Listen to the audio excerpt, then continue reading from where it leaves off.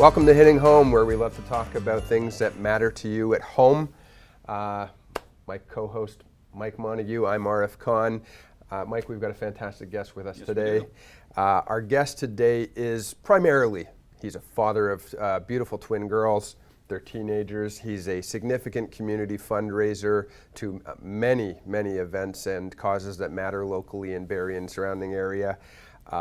He's also on the board of Talk is Free Theatre, and if you don't mind me saying, Mike, and I'm sure you'll agree, he's got a golden voice for radio and maybe a face to match. I don't know, but we'll ask him that. Yeah, our guest today is Glenn Colson. Glenn, the associate financial planner at Investors Group, associate to Marcelo Miller. Yep. And welcome to our show. Thanks for joining us. Thanks for having me, Thank guys. you, It's Glenn. great. No. And thank you for one-upping us in the fashion. Oh, well, department, I slept in Looking this, good. so thank you. I appreciate it. And in fairness, I don't know if everybody knows, but I mean, you are the guy formerly known as Glenn Colson. yes, that apparently. voice precedes you a little while. Yeah, I've been in the entertainment world when I first started out, and I've had the privilege to host on daytime, of course, here at Rogers TV. Yes, so, you did. Really great to be back. So it's kind of cool. Well, and you're joining us in an interesting capacity for us. Yeah. It's very important for us because Mike and I, Mike being a real estate agent, myself a mortgage broker, we like to talk about really what people are thinking at home when they're reading the headlines and they're wondering how those headlines sort of impact them. What do the mortgage rates mean? What's happening in the economy? How does the economy impact housing prices? Barrie and Simcoe County's proximity to the GTA, one of the hottest markets obviously in the country. How does this all take place and take shape, and how do I plan for the future? And then there's all that other stuff really about planning for the future. Yeah. Planning.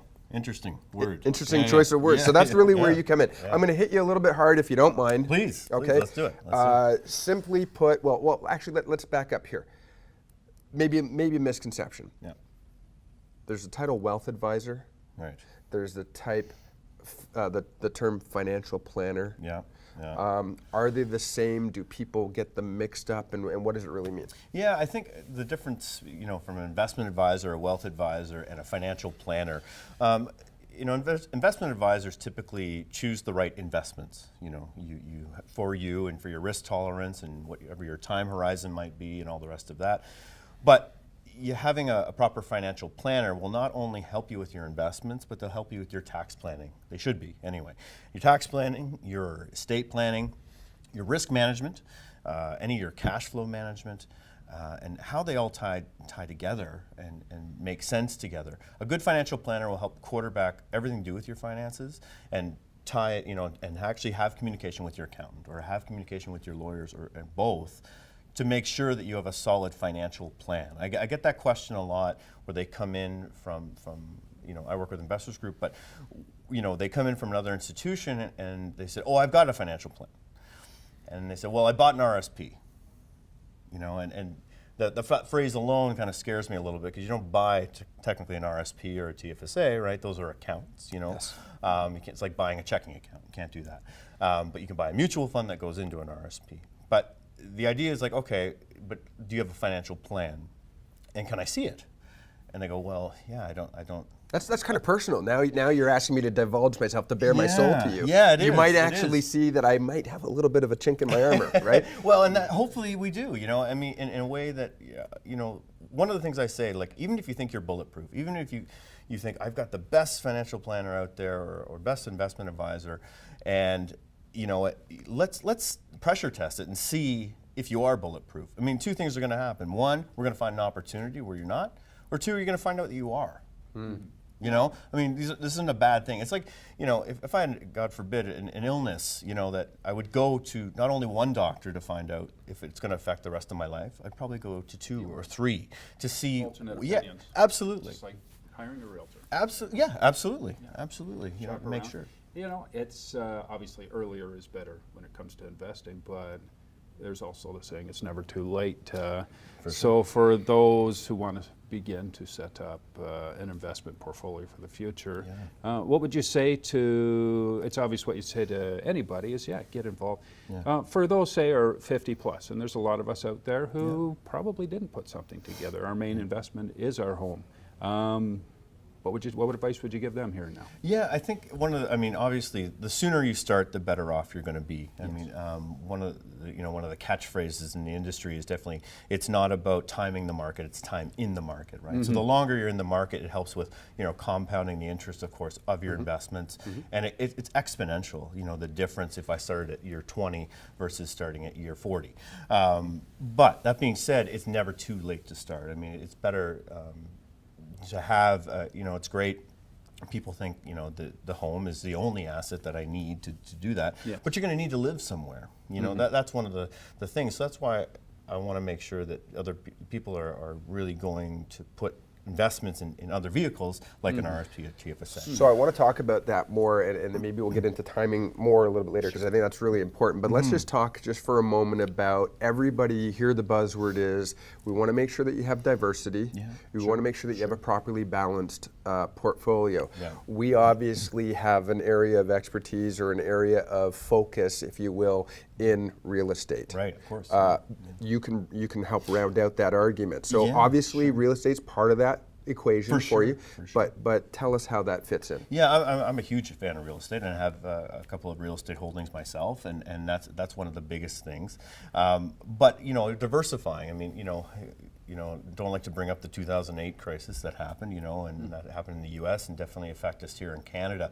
But the idea is that it's like taking all your eggs and putting them in one basket. I wouldn't take all my money and just put it into real estate, or just put it into finance, or just put it into health, or you got to diversify that. And hopefully it's globally diverse with your diversification, but also by industry sector, where real estate can definitely grow. There's compelling arguments that the growth of the market has actually beat real estate over time. But again, it depends on what section of time you're picking. Okay, and what section of the market you are investing in. Absolutely, and there's different tax advantages to investing in real estate or investing in RSP or TFSA, and it depends on where you're at. So thank you for the segue. We're going to go to break. Great. When we come back, we're going to delve into that more. Perfect. Right now, the takeaway, though, before we go to break is there's an investment advisor who will help you select your stocks or your portfolio, your placement, and they're providing product selection to you for you. And a planner, though, is somebody who's actually helping you dissect and analyze and making sure that you're set for tomorrow. Absolutely. Investments is 1/6 really of what you should be getting. You got estate planning and tax planning and retirement planning, risk management and cash flow management, how they all tie together. It's important. So thank you. That helped me a lot. I don't know for our audience. I hope that's helpful for you, that they're not exclusive, they're not the same, they're part of the team, they're part of the puzzle for you. For sure. And a good financial planner also has to have the accreditation of CFP or Certified Financial Planner. Otherwise they can't call themselves that. Good. So when we come back, we're going to explore what all these different options are. Yeah. There's some confusion to me that I want to get. Let's get at it. I want to get. So we'll be right back, and we're back with Glenn Coulson, Associate Financial Planner at Investors Group. Thank you.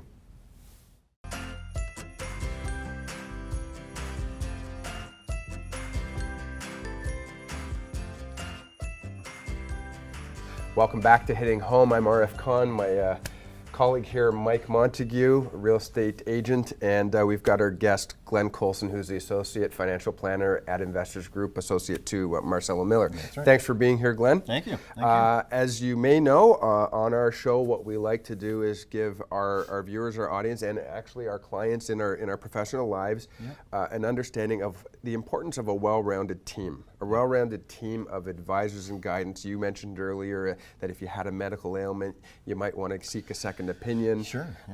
For us, it's the same thing. We want to make sure that it's not just me helping you find a mortgage or the mortgage is right for you. It's making sure you've got a good realtor. It's making sure that you've got a good lawyer. Wills and estates, where does that come in? Accounting. Part of the equation, obviously, is financial planning as well. And I know, Mike, we were talking at the break about really our conditioning. So why don't you go ahead? Wow. And our conditioning is we come through school, our academics through public and high school. Yep. And we look back, no one even taught us how to fill out a tax form, let alone make investment plans. We tend to fall back on what our parents did, which may or may not be the best route to go.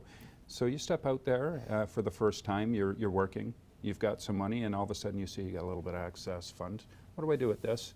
Where do I go? And for some, maybe that epiphany doesn't occur until age 40, age 50. Right. And I would think the answer is probably similar at all stages there. So where do you turn and what do you do if it's your first time? Yeah, I think education is key. And again, having a good financial planner help you understand why things happen the way they do in finance, like how the market works, and more education you have, the less anxiety you have around money. That's just the bottom line. I know how to make a great mac and cheese from my home ec course in high school. That was really good.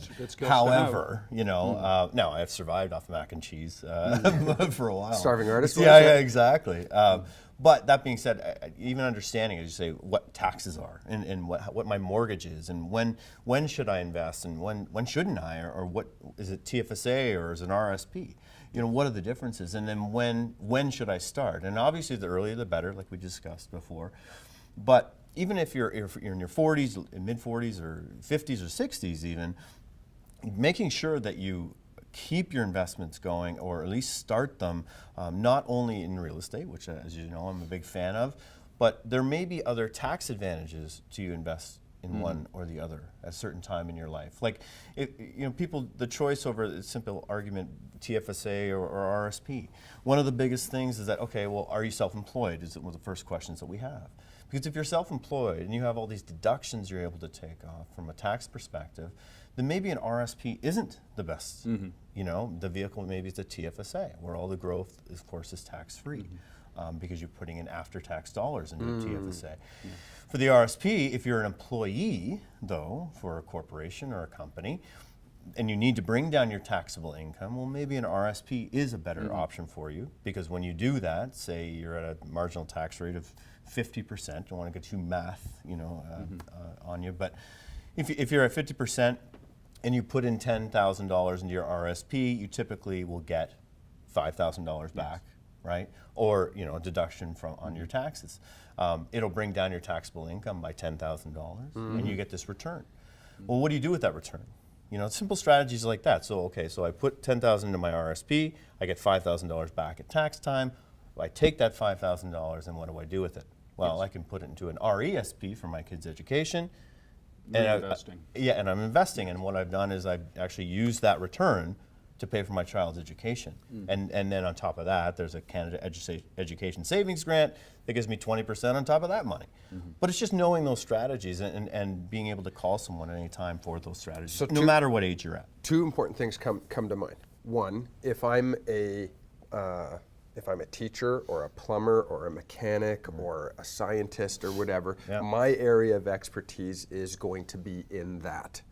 And it's very hard, if not nearly impossible, for anybody to expect, for me to expect of myself, that I'm going to be an expert on knowing where to look and what to invest in, the right questions are. So that's really what you're telling me is the education component is. It's not that I'm not as intelligent as the next person and that's why my portfolio isn't good. It's I haven't spent 9 to 5 for the last so many years learning and exploring what those avenues or what the right questions to ask are. The other thing that you did mention, sneak preview, we had a 5-minute chat before we came on the show here, but you also mentioned something that was really critical, and that is that in terms of reasonability of, well, where am I going to find this money to invest?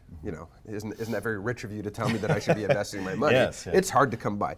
But you're saying, listen, I'm not asking you to put new money. I'm not asking you to not necessarily, invent a new asset. You're saying it's repositioning an asset. And please go ahead and elaborate on that. Yeah, one of the first things that we do anyway is look at your cash flow, right? I mean, that's one of the biggest things. What's going out every month and what's coming in every month, right? So when you look at that cash flow, one of the biggest things, we have recreational expenses. And if you go, okay, if one's on an annual side, it's like Christmas and birthdays and all that kind of thing, or maybe once a year we go on a trip or 2 trips a year.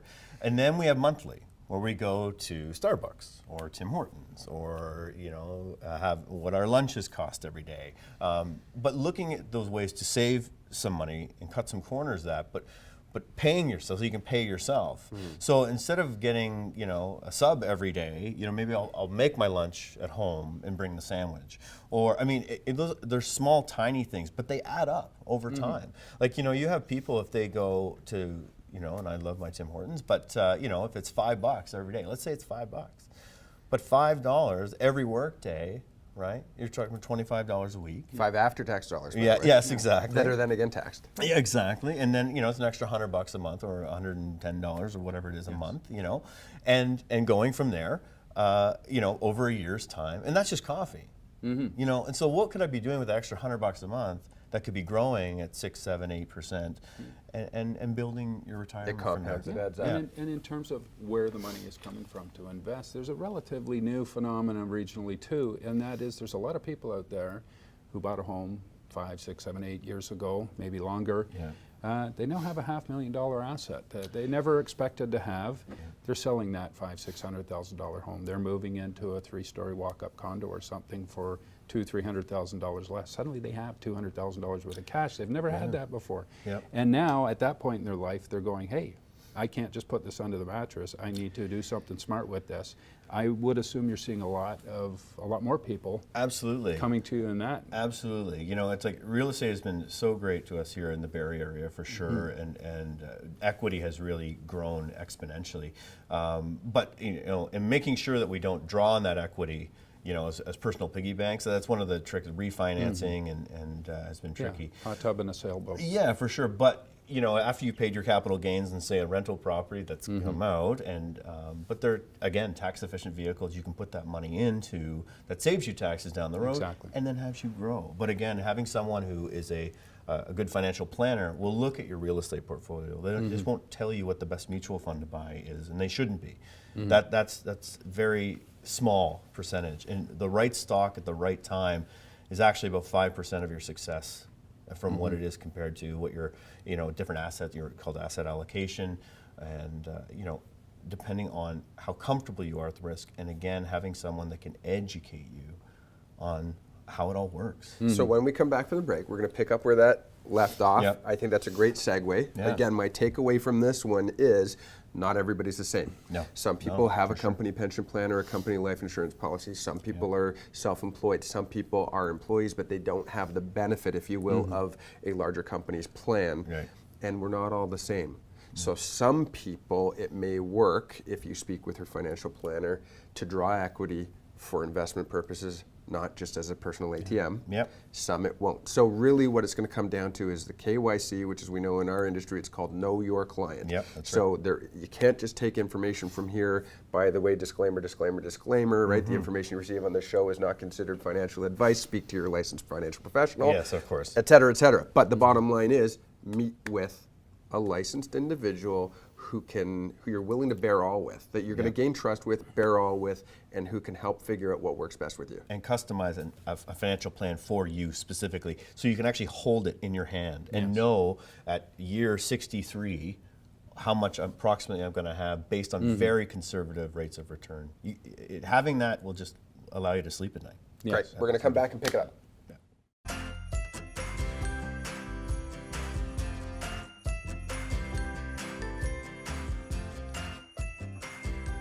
And we're back. Welcome back to Hitting Home. We're here with Associate Financial Planner to Marcella Miller at Investors Group, Glenn Colson. Thanks for joining us again. Yeah. Appreciate having you here.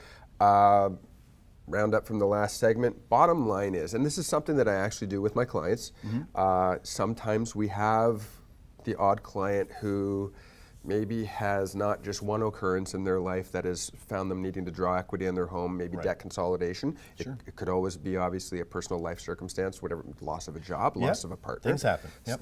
Things do happen. And then you have sort of once in a while a client who maybe didn't learn from the first time. And maybe that talk needs to be had. And it's a sensitive discussion. I'm going to be completely honest with you. Not everybody's thrilled about having to sort of reveal and bear all. Yeah, and have the mirror held up. I need the mirror held up, right? So Well, you're not doing your job if you're not holding the mirror up. You know, that's one thing. you know, as much as you want to, you know, get along with your clients and that, you got to give them professional advice. And if you don't go, here are the realities of what you're doing and moving forward, how is that going to work?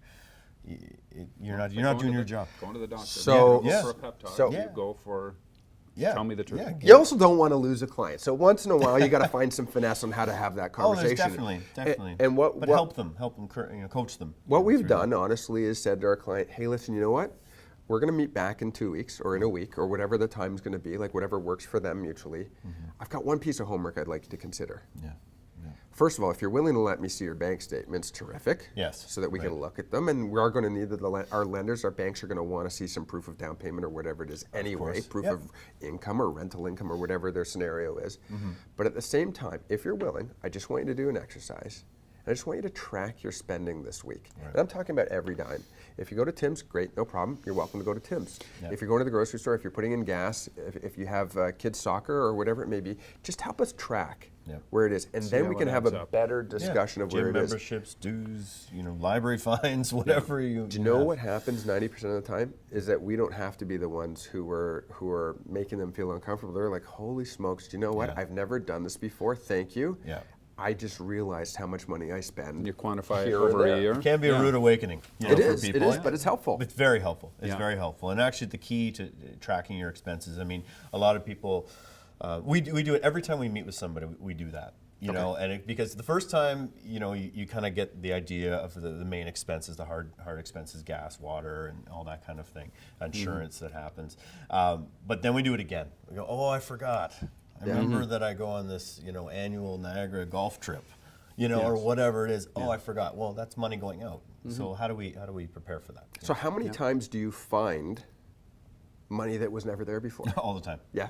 Yeah, all the time, and in different cases, not only from spending habits, but even from the investments that you're currently in, or the maybe the insurance policy that you have.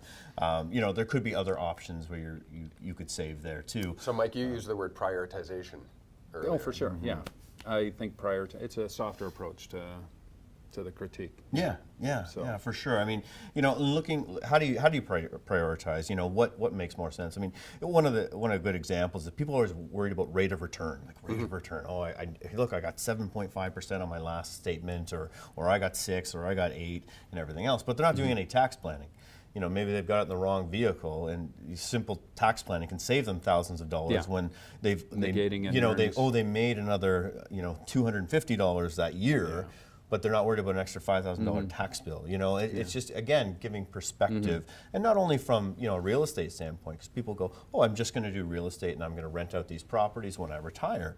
Well, that's great, you know, and again, great for a part of your portfolio. It could be a big part. Part being the key. Yeah, part. You know, because but the issue is with that income, it's all, you know, taxed at the highest tax rate. Yeah. Right. And with regard opposed to to that- capital gain or dividend tax. Anyway, go ahead. Sorry. Exactly. Yeah. No, you touched on it earlier, just how each client deserves their own unique look, and you know, the solutions for them are as varied as the clients that come through your door. Absolutely varies. And changes. Yeah, for sure. But in addition for to sure. that is, you know, the solutions will vary over time as the markets change all the time too. So you're constantly reassessing Absolutely. where people should be, and what works one year may And not work the next year. Absolutely, yeah. So- Legislation changes or whatever, but you know what I find is that besides legislation, it's people's psychology or people's spending habits, or Yeah. or you know, it's helping them again educate them.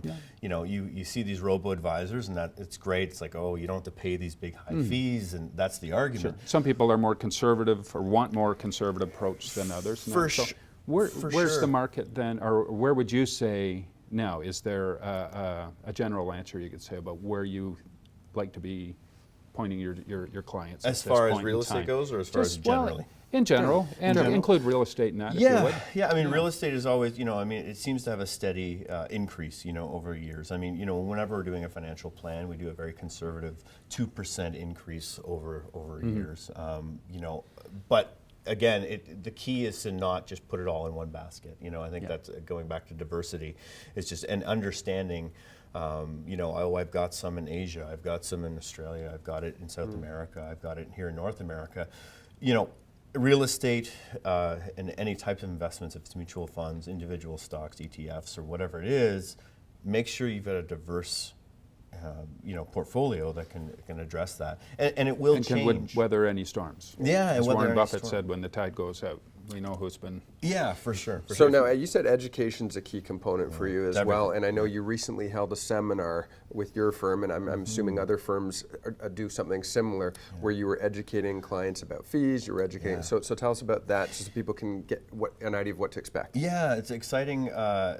Looking at the value for fees, since this thing called CRM2, which is a compliance mandate, that you'll see in your investment statements that you have an actual dollar amount of how much you're paying an advisor for. Like, what are they doing? So if it's like, okay, they've got this certain percentage, and I'm paying them $3,000 a year to manage my portfolio, and you go, how many times do you meet with your advisor?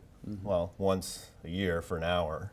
Okay, that's a very expensive meeting. What else are they doing for you other than picking that portfolio or picking that mutual fund for you to invest in?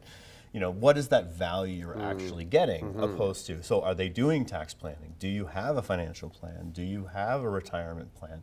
Is there something, are all your questions answered in real estate when it comes to mortgages, when it comes to insurance, when it comes to all of that, and how they all connect together? Are you going to be okay? Are you going to outlive your money, or is your money going to outlive you? all these questions, you can talk to somebody. And and having a dedicated financial planner really helps with that, because I have lots of friends at the bank, but when you go to the bank, it's always a new person, and you have to explain your story differently again and again. So you have to just if you're with someone for a long time, they know your history, and they make the right choices and can calm you down when the market is volatile, and go, this is how that's working, and this is why we're going to shift this or not. Or maybe we're going to not do anything for the time being. We got to wrap this up. Final thoughts, and I got one last question. Final thoughts are just 30 seconds. I want to just say what I've taken from this mainly is knowledge is power, knowledge is money. Yeah. It's going to help. Don't do anything blindly, but do take an honest look at where you're at and where you want to go, and sit down with a professional to do it. I wish we had more time to delve into. There's so many other elements in your life, things going on at the same time. Yeah. We can talk a little bit more, and perhaps we'll have you back at a future. Yeah. Thanks Sure. to Day our to talk producer more. Joe in the boardroom, and Kevin and Gavin and Glenn. Thank you very much for joining us. Joe's going to put our email address, because we never remember it, so please put it on the on the bottom there, Joe. Glenn, thank you very much. Last question. Yeah. Isn't it financial planner only for the rich? Yes or no? No, it's for everybody. Everybody needs the advice. Get informed, get educated, and go and see someone who's a professional. I wouldn't put my car together by myself or change out my muffler, and have a professional do it for me. Thanks, sir. Appreciate you very Thank much. you. Thank Thanks, you. Thanks. We'll see you next time.